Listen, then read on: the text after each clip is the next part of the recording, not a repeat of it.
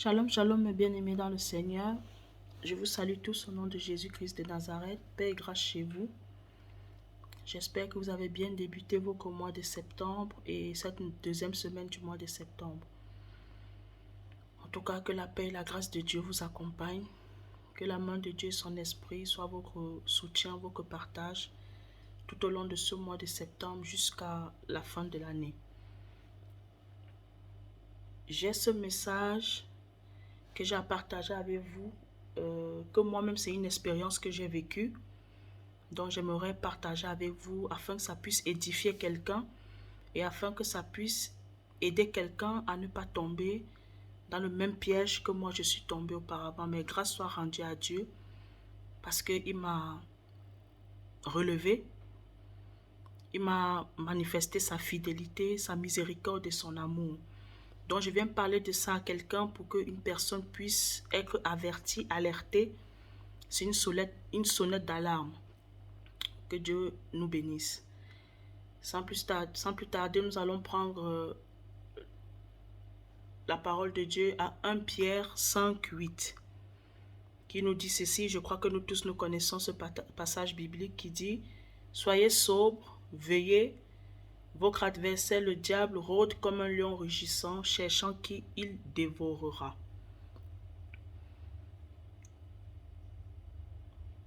Le titre de mon message, je l'ai intitulé « Tu es la cible du diable ». Tu es la cible du diable parce que quand tu es dans le monde, tu es païen, tu fais les choses du monde, tu t'adonnes au péché, tu réponds aux désirs de ta chair, à tes passions. Tu n'es pas la cible du diable parce que le diable sait déjà que tu es de sa famille. Tu n'es pas la cible du diable.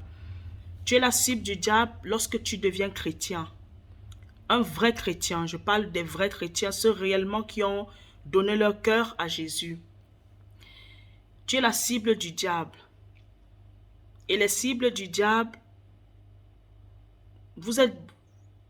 ils sont beaucoup combattus au sein de l'église. Quand je parle église, ça veut dire ton église locale. Je prends l'exemple de moi. Tu es la cible du diable. Toi qui es vraiment fervent à l'église, qui a la véritable crainte de Dieu, qui obéit au commandement de Dieu, qui vit dans la sanctification, qui craint réellement Dieu, qui soupire et aspire à la vérité. Tu seras la cible du diable. Vous savez, à l'église, dans les églises locales, ce n'est pas toutes les personnes qui viennent à l'église qui sont les véritables enfants de Dieu. Il y a aussi des infiltrés. Voilà pourquoi la parole de Dieu peut dire, il y a dans l'église, il y a l'ivraie et il y a le blé. Le blé, ce sont les véritables enfants de Dieu, les véritables chrétiens. Et l'ivraie, ce sont les infiltrés, les agents du diable. Ils sont tous mélangés. C'est comme vous pouvez voir dans une église locale. Vous allez trouver ce type de chrétiens, les chrétiens blés et les chrétiens ivrais. Mais les chrétiens ivrais, infiltrés, ils sont là pour un but. Ils sont là, ils ont été mandatés par le diable. Parce que tu es sa cible, toi qui es le chrétien blé. Toi qui es le véritable chrétien, qui aspire à plaire à Dieu, à marcher selon ses commandements. Toi qui es soumis à la parole de Dieu, tu seras la cible du diable. Vous allez vous rendre compte que vous êtes à l'église. Vous commettez, peut-être, certaines personnes, ils commettent le péché. L'adultère, la calomnie, la médisance, les critiques, les moqueries. Il n'y a rien qui ne va les arriver. Pourquoi? Parce qu'ils ont déjà reçu leur sentence. Ils ne sont pas des vrais chrétiens. Ils commettent ces choses parce que c'est leur nature. Donc on peut pas les maudire, on ne peut pas les condamner. Ils sont déjà condamnés. Mais si toi qui es le véritable chrétien, le blé, tu commets les mêmes choses que eux ils commettent, il y aura quelque chose qui va t'arriver dans ta vie. Je prends un exemple, j'étais à l'église, dans une église locale. il y avait une sœur qui était venue s'approcher de moi. Elle venait comme ça pour sympathiser avec moi. Et puis on a tissé des liens entre frères et sœurs. On se voyait en dehors de l'église, on s'appelait et tout. Mais moi, dans ma tête, je n'avais pas le discernement qu'elle était une infiltrée. Cette sœur-là, elle commettait des péchés. Elle calomniait, elle me disait, sa maison était devenue une maison qui accueillait les frères pour critiquer le pasteur et les autres frères de l'église. Et je me retrouvais dans ces choses-là. Mais bien aimé, lorsqu'il fallait payer, parce qu'on dit que tout ce que tu récoltes, tu vas finir tu sèmeras tôt ou tard. Mais lorsqu'il fallait payer, cette sœur-là était bénie, mais moi, j'avais des difficultés dans ma vie. J'avais des combats. Je perdais tout. Tout ce que j'avais reçu, je perdais tout. J'étais combattue. Elle était bénie. Pourquoi? C'est son père, le diable, qui l'a bénie. Parce qu'elle a réussi à accomplir la mission pour laquelle le diable l'avait envoyée dans ma vie. J'étais naïve. Je n'étais pas encore vraiment affermie, mais j'aimais le Seigneur. J'aimais sincèrement le Seigneur, mais je n'étais pas encore réellement affermie. Cette sœur faisait de ces choses. Elle était malhonnête, méchante. Mais tout lui réussissait. Mais moi, lorsque je faisais, le diable m'attaquait. J'étais combattue, rien ne marchait dans ma vie. C'est à un moment donné, j'ai commencé à me poser la question, mais qu'est-ce qui ne va pas? Je suis allée interroger le Saint-Esprit. J'ai suivi une prédication du pasteur Marcelo Tunasi, où le pasteur Marcelo Tunasi nous demandait de dire, quand vous allez aller dans la présence de Dieu, demandez à Dieu, est-ce que vos vies lui plaisent, lui sont agréables? Alors moi, j'ai pris à la lettre ce que pasteur Marcelo avait dit. Je suis allée dans la présence de Dieu pendant mon temps de prière. J'ai demandé à Dieu, est-ce que ma vie te plaît? Frères et sœurs, mon frère, Dieu m'a répondu clairement non. Mais j'ai cru que ça venait de moi. C'était ma chair, c'était moi qui parlais. J'ai redemandé une deuxième fois, j'ai redemandé une troisième fois. Dieu m'a dit que ta vie ne me plaît pas. Et j'ai demandé, mais qu'est-ce qui ne va pas? Le Saint-Esprit a commencé à me dire, tu es dans la calomnie, les trucs comme ça. Et il m'a montré la personne qui a été mandatée pour me mettre dans ces choses. Je ne vais pas dire que cette sœur-là m'a manipulée. C'était ma nature aussi.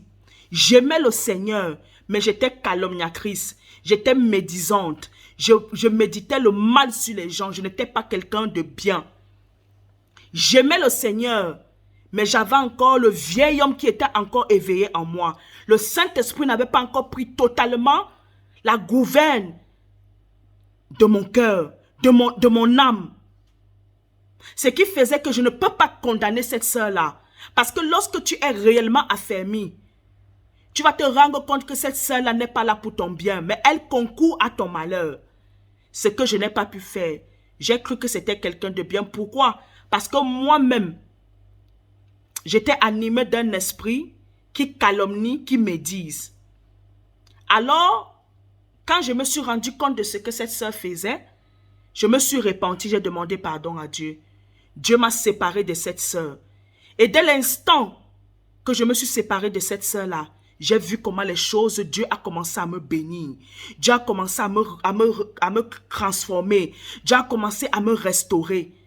Je me suis séparé de cette sœur-là parce qu'elle était une cible du diable contre ma vie, contre ma joie, mon épanouissement, contre ma bénédiction, contre mon intimité, mon alliance avec le Seigneur. Bien-aimé, tu es la cible du diable. Que tu le veuilles ou pas, tu seras la cible du diable. Si Dieu t'appelle à faire des grandes choses, à une grande destinée, sache que tu seras la cible du diable. Le diable t'enverra des personnes qui vont te faire croire qu'ils t'aiment.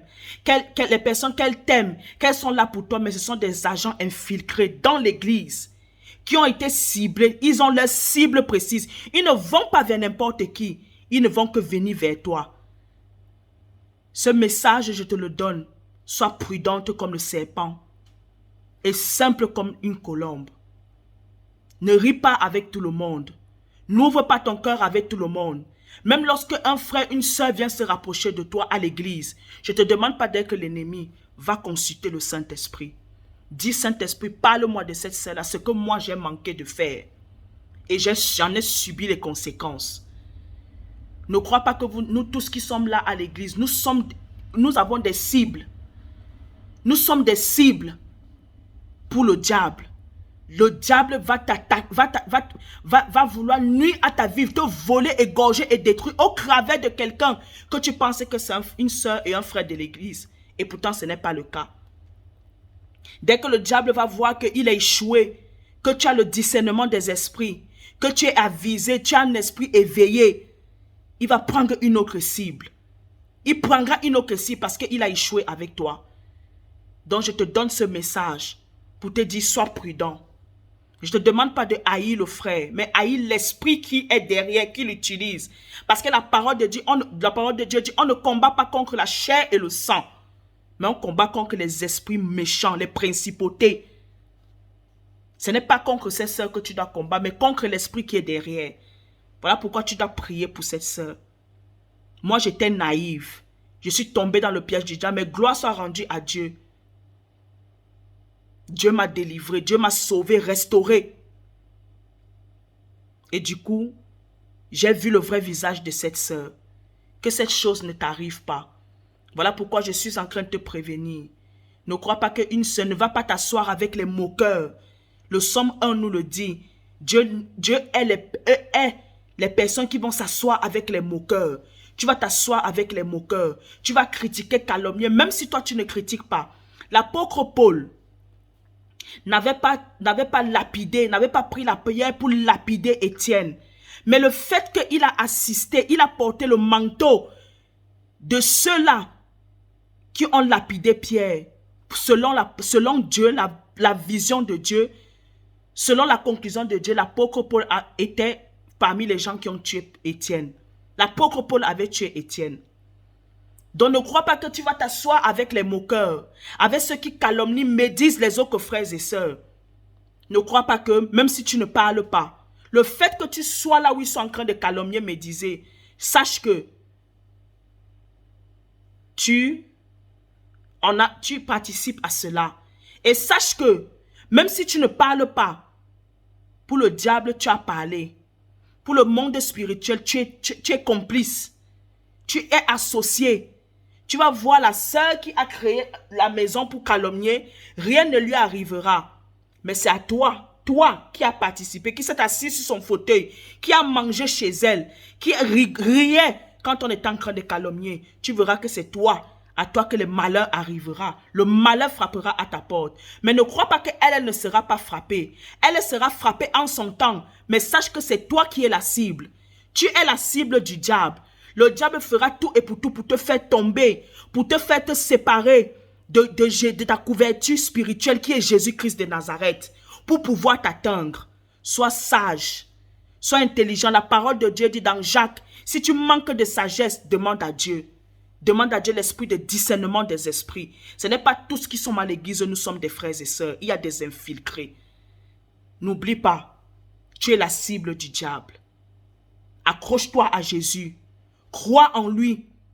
Demande-lui d'ouvrir, d'illuminer tes lanternes spirituelles pour que tu puisses comprendre les stratégies du diable, les programmations du diable contre ta vie. Que Dieu te bénisse. C'est un message d'avertissement. J'ai passé ça, j'ai eu cette expérience-là. J'ai voulu partager ça avec toi ce soir afin que tu puisses être épargné parce que ce n'est pas agréable. Lorsque Dieu se détourne de toi à cause du mal que tu fais, ce n'est pas agréable parce que les conséquences qui arriveront, ça sera difficile pour toi. Ma prière est que Dieu t'épargne de cela.